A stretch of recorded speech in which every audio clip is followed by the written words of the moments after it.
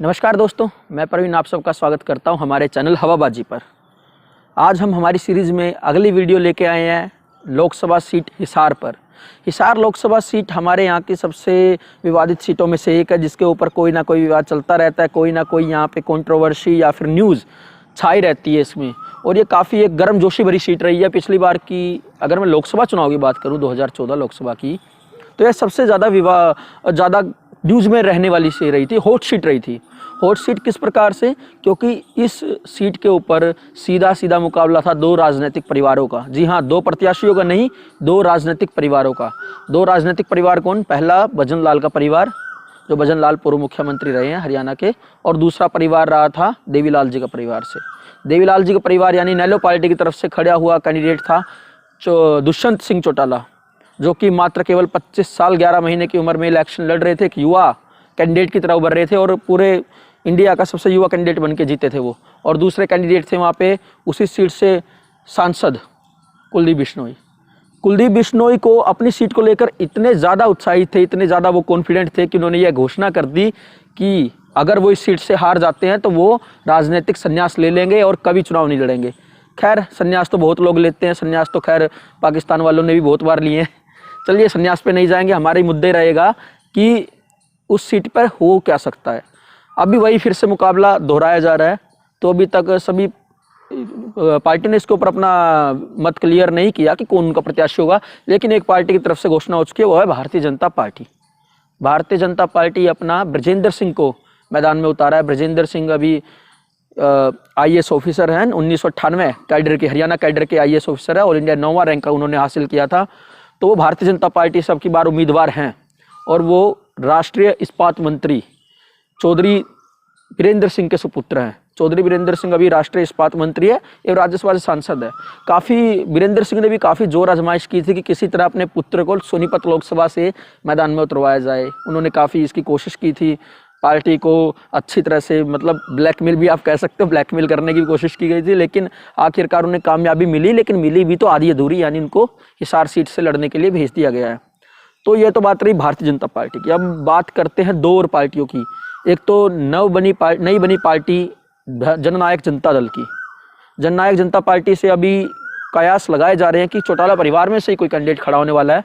अब वो देखना यह है कि वो दुष्यंत चौटाला जो अभी सांसद है वो लड़ेंगे, या उनकी जो माता जी है नैना चौटाला अभी बवाली से विधायक है।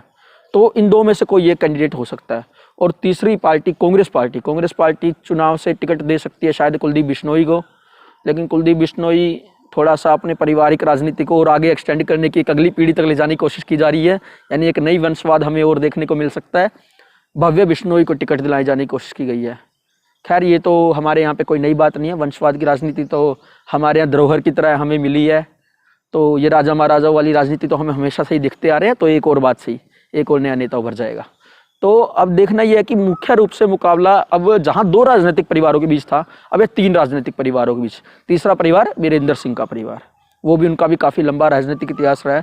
वीरेंद्र सिंह खुद केंद्रीय मंत्री है। उनकी जो धर्मपत्नी है प्रेमलता, वो उचाना से विधायक हैं।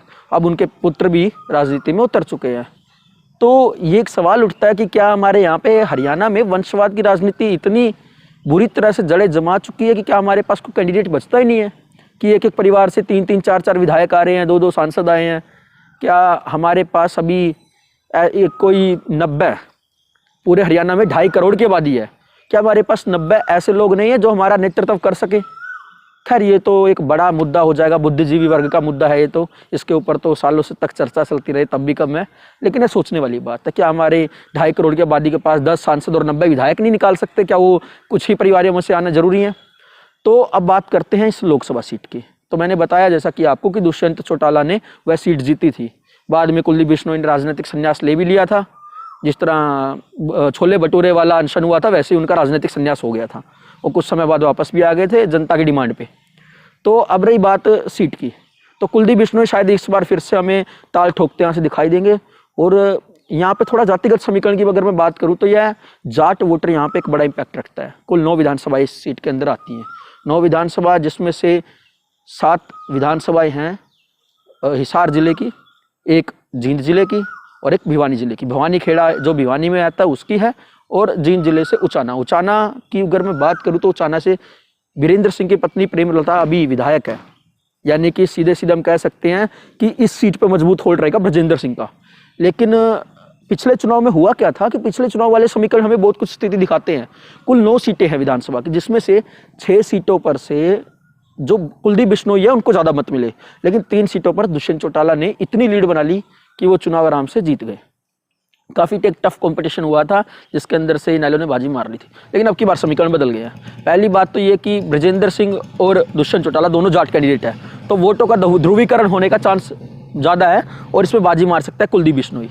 और तीसरी बात यह है कि इनेलो ने भी अपना कैंडिडेट वहाँ खड़ा कर दिया, किसान नेता ही उन्होंने उठाए हैं, तो वो भी कहीं ना कहीं वोटों का ध्रुवीकरण होगा। तो इसमें सीधा सीधा फायदा पहुंचता दिख रहा है कुलदीप बिश्नोई परिवार को, चाहे अब भव्य बिश्नोई हो या कुलदीप बिश्नोई हो। तो ये बड़े आसार लगाए जा रहे हैं कि कांग्रेस शायद इस बार इस सीट को निकाल दे।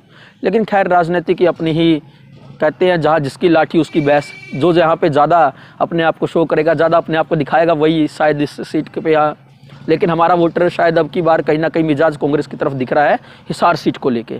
खैर वो तो रही बातें, लेकिन अब देखने वाली बात यह है कि अब जो भी इसके अंदर से सांसद आएगा वो आएगा किसी एक परिवार का ही। अब देखना वो ये वीरेंद्र सिंह परिवार से आता है, चौटाला परिवार से आता है, या फिर बिश्नोई परिवार से आता है। लेकिन जहाँ तक अब तक के आसार है तो अब तक स्थिति यह दिख रही है कहीं ना कहीं बिश्नोई परिवार ही इसके अंदर आगे दिख रहा है। और इस सीट की अगर मैं इतिहास पे जाऊं तो भजन लाल की पैतृक सीट रही है, क्योंकि भजन लाल से ने काफ़ी लंबे टाइम तक आदमपुर हांसी इस एरिया में काफ़ी उनका वर्चस्व रहा है। वो एक ग्राम पंचायत से उठकर सांसद और बाद में मुख्यमंत्री तक बन गए थे।